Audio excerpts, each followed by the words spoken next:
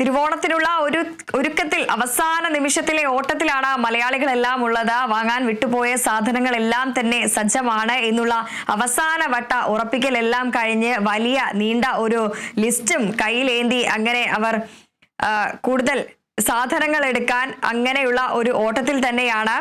കാളിദാസനാണ് നമുക്കൊപ്പം ഉള്ളത്. കാളിദാസൻ, വലിയ ഒരു ലിസ്റ്റ് കയ്യിലുണ്ട്, അത് ഒരു വശത്തിരിക്കട്ടെ. എന്നാലും ഈ ബ്രോഡ്വേയിലൂടെ ഇങ്ങനെ പോകുമ്പോൾ ഈ പാതയുടെ ഇരുവശങ്ങളിലുമായി നിരവധി സാധനങ്ങളാണ് നമ്മുടെ മുന്നിൽ എല്ലാം തന്നെ കാണാൻ സാധിക്കുന്നത്. അത് വാങ്ങണമോ വേണ്ടയോ, നമ്മളെ വാങ്ങാൻ പ്രേരിപ്പിക്കുന്ന തരത്തിലുള്ള പല കാഴ്ചകളും അവിടെയുണ്ട്.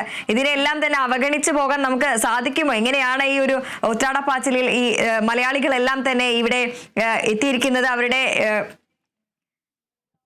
പർച്ചേസിംഗ് ഒക്കെ എങ്ങനെയാണ് പുരോഗമിക്കുന്നത്?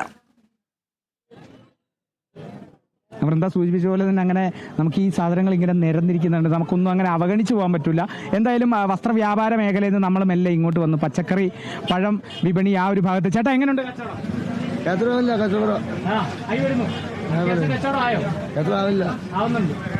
അപ്പം കച്ചവടം ഒന്ന് മൂക്കുവാന്നാണ് പറഞ്ഞത്. അപ്പം ഇവിടുത്തെ ഈ ഒരു പച്ചക്കറി മാർക്കറ്റിലേക്കാണ് നമ്മൾ ആ ഒരു വസ്ത്രവ്യാപാര ആ ഒരു ശരിക്കും പറഞ്ഞാൽ ബ്രോഡ്വേ എന്ന് പറയുന്നത് ഈ ഒരു ഫാഷൻ സെൻസ് അല്ലെങ്കിൽ അത്തരത്തിലുള്ള റെഡിമെയ്ഡ് ഡ്രസ്സിനും ഒക്കെ തന്നെയാണ് കൂടുതലും പേര് കേട്ടത്. അതിനോട് ചേർന്നിട്ടാണ് നമ്മുടെ ഈ ഒരു മാർക്കറ്റ് വരുന്നത്. ഈ ഒരു മാർക്കറ്റിലും ഓണം പ്രമാണിച്ചുള്ള പച്ചക്കറി വിപണികളും ഒക്കെ തന്നെ സജീവമാണ്. പഴം വിപണികളും ഒക്കെ തന്നെ ഭയങ്കരമായിട്ടുള്ള സജീവമായി തന്നെ അങ്ങനെ നടക്കുകയാണ്. കച്ചവടമൊക്കെ പൊടിപൊടിക്കുന്നുണ്ട്. എന്നാലും ചെറിയ രീതിയിൽ അങ്ങനെ ഇങ്ങോട്ട് കച്ചവടം നടക്കുന്നില്ല എന്നൊക്കെയുള്ളൊരു അഭിപ്രായമൊക്കെ ഉണ്ട്. എന്തായാലും ഓണം പ്രമാണിച്ച് കച്ചവടമൊക്കെ അല്ല ചേച്ചി, എല്ലാ ഓണത്തിനെല്ലാം റെഡിയായോ?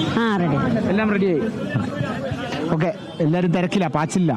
അപ്പം ഓണത്തിൻ്റെ ഒരുക്കങ്ങളൊക്കെ തന്നെ പൂർത്തിയായി എന്നുള്ളത് തന്നെ എല്ലാവരും അഭിപ്രായം. ആ ഒരു അഭിപ്രായത്തിനൊന്നും വലിയ വ്യത്യാസമൊന്നുമില്ല.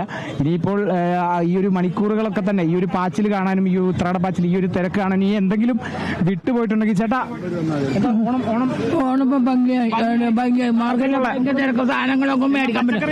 എല്ലാം വാങ്ങിച്ച് സാധനമൊക്കെ ഭയങ്കര തിരക്ക്. അതെ, ഭയങ്കര തിരക്കാണ്. ഭയങ്കര വില കൂടുതലൊക്കെയാണെന്നാണ് ചേട്ടൻ പറയുന്നത്. ഓണമൊക്കെ അല്ലേ, അപ്പം എന്തായാലും വിലയൊക്കെ ഇത്തിരി കൂടും. പക്ഷെ എന്നാലും വാങ്ങാൻ മലയാളികൾ ഉണ്ടാവും, ഓണം ആഘോഷിക്കണം. അപ്പോൾ അതിന് തന്നെ ഇപ്പോൾ നമുക്ക് ഈ ഒരു വിപണിയിലൊക്കെ തന്നെ നമുക്കിങ്ങനെ കാണാൻ പറ്റും. 1.5 കിലോ തക്കാളി 50. അപ്പം അതാണ് ഇപ്പോഴത്തെ വില. 1.5 കിലോ തക്കാളിക്ക് 50 രൂപയാണ് വില. അപ്പോൾ ഇനിയിപ്പം തക്കാളി വാങ്ങാൻ ബാക്കിയുള്ളവരുണ്ടെങ്കിൽ ഈ തക്കാളിയൊക്കെ വാങ്ങുക.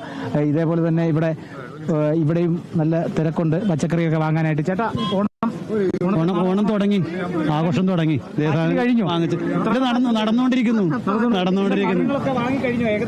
വാങ്ങിച്ചോണ്ടിരിക്കുന്നു. ഇല്ല, തെല്ലാണ് ഇപ്പൊ തിരക്കിലാണ്.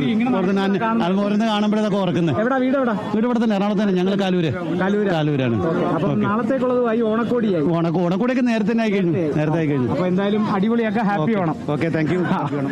അപ്പം ഇവിടെ ഓണം വിശേഷങ്ങളും ഈ ഒരു അവസാനവട്ട ഒരുക്കങ്ങളും അവസാനവട്ടം ഇനി എന്തെങ്കിലും വിട്ടുപോയിട്ടുണ്ടെങ്കിൽ അത് വാങ്ങാനായി എത്തുന്നവരും ഈ ഒരു ഉത്രാടപ്പച്ചിൽ കാണാനായി എത്തുന്നവരും. മോനെ, ഹാപ്പി ഓണം.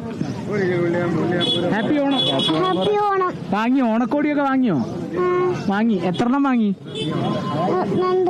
ആണോ? നാളെ സദ്യയില്ലേ വീട്ടില്?